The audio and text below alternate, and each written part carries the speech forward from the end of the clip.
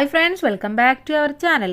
5ാം ക്ലാസ്സിലെ അടിസ്ഥാന ശാസ്ത്രം 2017-18 ക്വസ്റ്റ്യൻ പേപ്പറാണ് നമ്മൾ നോക്കാൻ പോകുന്നത്. അപ്പോൾ എന്തൊക്കെ ക്വസ്റ്റ്യൻസ് വന്നിട്ടുണ്ട്, അവയുടെ ആൻസേഴ്സ് എന്തൊക്കെയാണ് നമുക്കൊന്ന് ഡിസ്കസ് ചെയ്യാം. റെഡിയാണോ? ഒന്നാമത്തെ പ്രവർത്തനം, ക്ലാസ് റൂം പ്രവർത്തനത്തിന്റെ ഭാഗമായി കുട്ടികൾ തയ്യാറാക്കിയ ആൽബത്തിന്റെ ജീവികളുടെ പേരുകളാണ് താഴെ കൊടുത്തിരിക്കുന്നത്. എന്തൊക്കെയാണ്?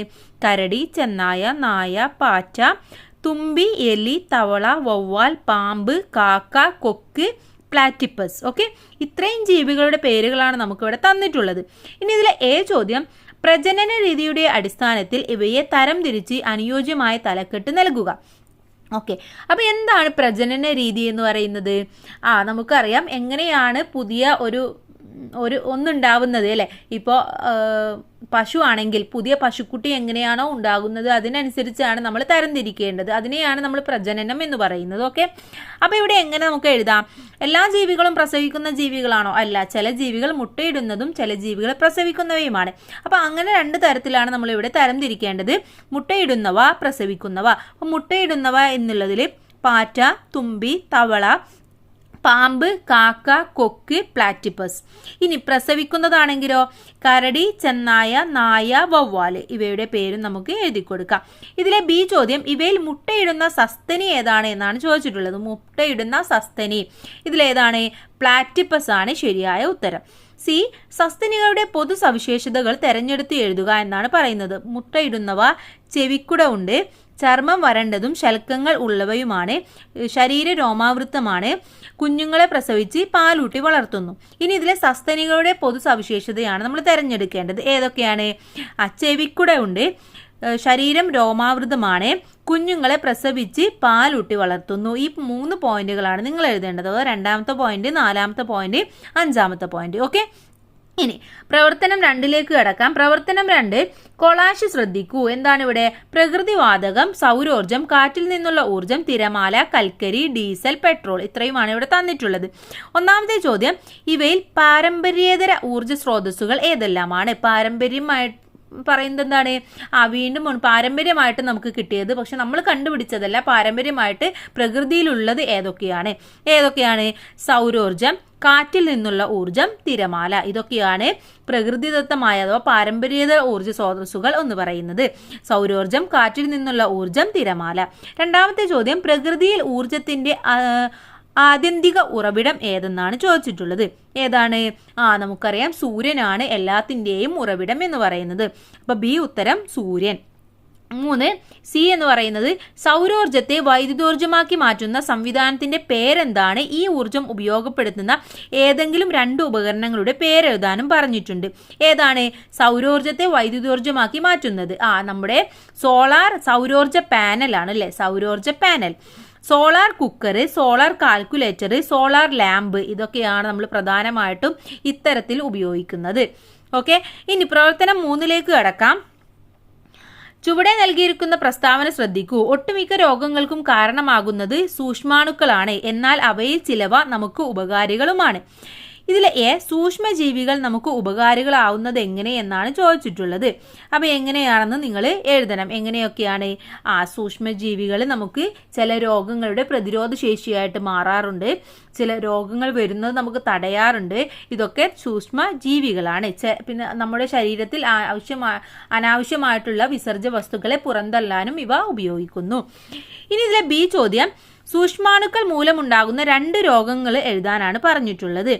ഓക്കെ, അപ്പോൾ ഏതൊക്കെയാണ്? ക്ഷയം, കോളറ, ടെറ്റനസ്. ഓക്കെ, ഇനി സി ചോദ്യം, നിങ്ങൾക്ക് ലഭിച്ചിട്ടുള്ള ഏതെങ്കിലും ഒരു പ്രതിരോധ കുത്തിവയ്പ്പിന്റെ പേരെഴുതാനാണ് പറഞ്ഞിട്ടുള്ളത്. അപ്പോൾ ഏതാണ്?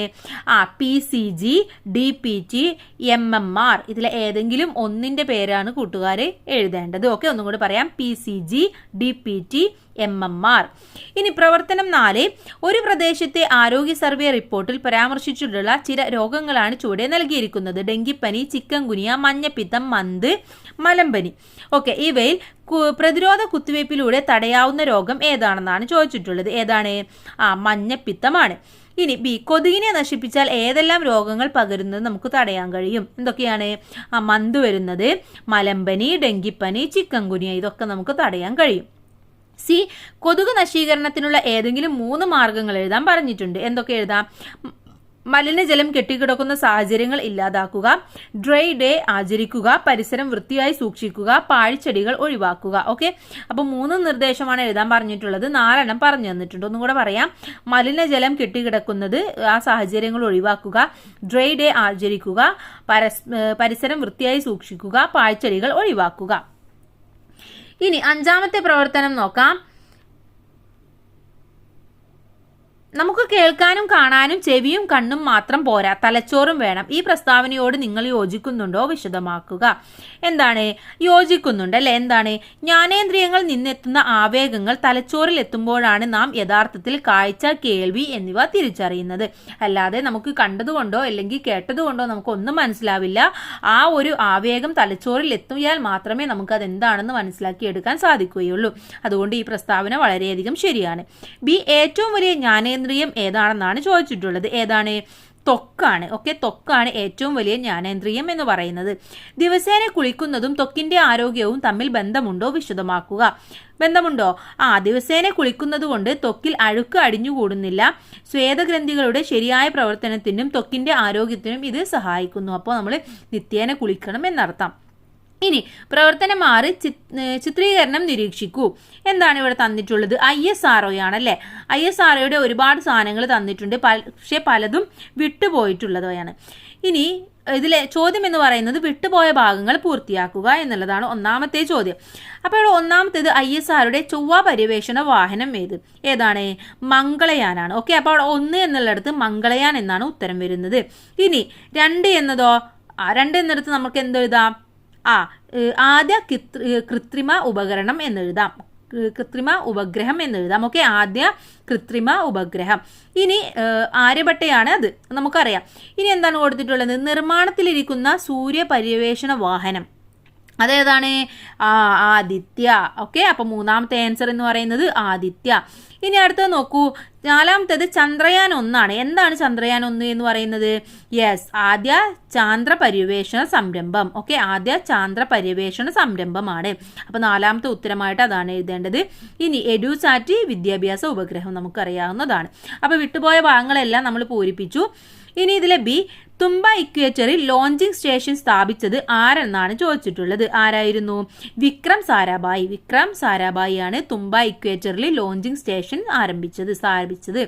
സി, ബഹിരാകാശ യാത്ര നടത്തിയ ഇന്ത്യൻ വംശജയാണല്ലോ സുനിത വില്യംസ്. സുനിത വില്യംസിന് സ്വന്തമായ എന്തെങ്കിലും 2 റെക്കോർഡുകൾ എന്തൊക്കെയാണ്? അത് എഴുതാനാണ് പറഞ്ഞിട്ടുള്ളത്. എന്തൊക്കെയാണ്? ഒന്ന് നമുക്കറിയാം, ബഹിരാകാശ യാത്ര നടത്തിയ ഇന്ത്യൻ വംശജ. ഇനി വേറെ എന്തെഴുതാം നമുക്ക്? അതിവിടെ ഓൾറെഡി തന്നിട്ടുണ്ട്. നമുക്ക് എഴുതാം ഏറ്റവും കൂടുതൽ ദിവസം ബഹിരാകാശത്ത് കഴിഞ്ഞ വനിത എന്നതും സുനിത വില്യംസ് ആണ്. ഏറ്റവും കൂടുതൽ സമയം ബഹിരാകാശത്ത് നടന്ന വനിതയും കഴിഞ്ഞ വനിതയും നടന്ന വനിതയും സുനിത വില്യംസ് ആണ്. ഓക്കെ, അപ്പോൾ ഈ 2 പോയിന്റ് നിങ്ങൾക്ക് എഴുതി കൊടുക്കാവുന്നതാണ്. ഇനി അടുത്ത ചോദ്യത്തിലേക്ക് കടക്കാം. പ്രവർത്തനം 7 ചിത്രം നിരീക്ഷിക്കൂ. എന്താണ് ഇവിടെ ഉള്ളത്? ഇത്തൽ കണ്ണിയും മരവാഴയുമാണ് ഇവിടെ തന്നിട്ടുള്ളത് അല്ലേ. ഇനി ഇവയിൽ ഏതു സസ്യത്തിന്റെ സാന്നിധ്യമാണ് ആതിഥേയ സസ്യത്തെ ദോഷകരമായി ബാധിക്കുന്നത്? വിശദമാക്കുക. ഏതാണ്? ഇത്തൽ കണ്ണിയാണോ മരവാഴയാണോ? ഇത്തൽ കണ്ണിയാണ് അല്ലെ. മരവാഴ അത്രയും പ്രശ്നമില്ല, ഇത്തൽ കണ്ണിയാണ്. കാരണം ഇത്തൽ കണ്ണി ആതിഥേയ സസ്യത്തിൽ നിന്നും ജലവും ലവണവും വലിച്ചെടുത്ത് ആഹാരം പാകം ചെയ്യുന്നു. ഇനി ബി, ഇത്തൽ കണ്ണി അർദ്ധപരാത സസ്യമാണ്. മരവാഴ ഏതു വിഭാഗത്തിൽ പെടുന്നു? ഏതാണ്? എപ്പിഫൈറ്റ് എന്ന വിഭാഗത്തിലാണ് പെടുന്നത്. എപ്പിഫൈറ്റ്. സി, പൂർണ്ണപരാതമായ ഒരു സസ്യത്തിന്റെ പേരെഴുതാൻ പറഞ്ഞിട്ടുണ്ട്. ഏതെഴുതാം നമുക്ക്? നമുക്ക് എഴുതാം മൂടില്ലാത്താളി അല്ലെ. മൂടില്ലാത്താളി അല്ലെങ്കിൽ റെഫ്ലേഷ്യ, ഇതിൽ ഏതെങ്കിലും നമുക്ക് എഴുതാവുന്നതാണ്. ഇനി ഇതിലെ അവസാനത്തെ പ്രവർത്തനത്തിലേക്ക് കടക്കാം. പ്രവർത്തനം 8 ചിത്രശലഭത്തിന്റെ രൂപാന്തരണ ഘട്ടങ്ങൾ ആണ് ചിത്രത്തിൽ നൽകിയിരിക്കുന്നത്. ഓരോ ഘട്ടവും രേഖപ്പെടുത്താൻ പറഞ്ഞിട്ടുണ്ട്. അപ്പോൾ 1ാമത്തേത് ഏതാണ്? 1ാമത്തെ നമുക്കറിയാം മുട്ടയാണ് അല്ലെ. മുട്ടയാണ് അഥവാ എഗ്ഗാണ്. 2ാമത്തേത് ലാർവയാണ്, ലാർവ അല്ലെങ്കിൽ കാറ്റർപില്ലർ എന്നും നമുക്ക് എഴുതാം. 3ാമത്തേതോ പ്യൂപ്പയാണ്, പ്യൂപ്പ. 4 ചിത്രശലഭമായിട്ട് മാറുന്നു. അപ്പോൾ ഇതാണ് 1 മുട്ട, 2 ലാർവ അല്ലെങ്കിൽ കാറ്റർപില്ലർ, 3 പ്യൂബ, 4 ചിത്രശലഭം. ഇനി ചിത്രശലഭങ്ങളെ ആകർഷിക്കുന്നതിനുള്ള സംവിധാനമാണല്ലോ ശലോഭ്യാധ്യാനം. ശലോഭ്യാധ്യാന നിർമ്മാണത്തിൽ ശ്രദ്ധിക്കേണ്ട ഏതെങ്കിലും 2 കാര്യങ്ങൾ എഴുതണം. എന്തൊക്കെ എഴുതാം? പൂമ്പാറ്റകളെ ആകർഷിക്കുന്ന സസ്യങ്ങൾ, ഭക്ഷണത്തിൽ ഉപയോഗിക്കുന്നവ, ഭക്ഷണത്തിന് ഉപയോഗിക്കുന്നവ, അതുപോലെ തന്നെ മുട്ടയിടാൻ അതാത് ശലഭത്തിന് വേണ്ട സസ്യങ്ങൾ, ഇതെല്ലാം നമ്മൾ അതിൽ ശ്രദ്ധിക്കണം. അത്തരം പ്ലാന്റ്സുകളൊക്കെ നമ്മൾ അതിൽ ഇൻക്ലൂഡ് ചെയ്യണം. എന്നാൽ മാത്രമേ അവിടെ ചിത്രശലഭങ്ങൾ ആകർഷിക്കുകയുള്ളൂ. അപ്പോൾ ചിത്രശലഭങ്ങളെ ആകർഷിക്കാൻ കഴിയുന്ന സസ്യങ്ങൾ ഉണ്ടായിരിക്കണം, അവർ ഭക്ഷണത്തിന് ഉപയോഗിക്കുന്ന സസ്യങ്ങൾ ഉണ്ടായിരിക്കണം, അവർക്ക് മുട്ടയിടാൻ ആവശ്യമായിട്ടുള്ള സസ്യങ്ങളും ഉണ്ടായിരിക്കണം. ഓക്കെ, അപ്പോൾ ഇത്രയുമാണ് ഈ ക്വസ്റ്റ്യൻ പേപ്പർ എന്ന് പറയുന്നത്. നമ്മളെല്ലാം ഡീറ്റെയിൽ ആയിട്ട് തന്നെ എല്ലാ ക്വസ്റ്റ്യനും ആൻസേഴ്സും നമ്മൾ പറഞ്ഞു. അപ്പോൾ എല്ലാ കൂട്ടുകാരും നന്നായിട്ട് പഠിക്കുക. All the best.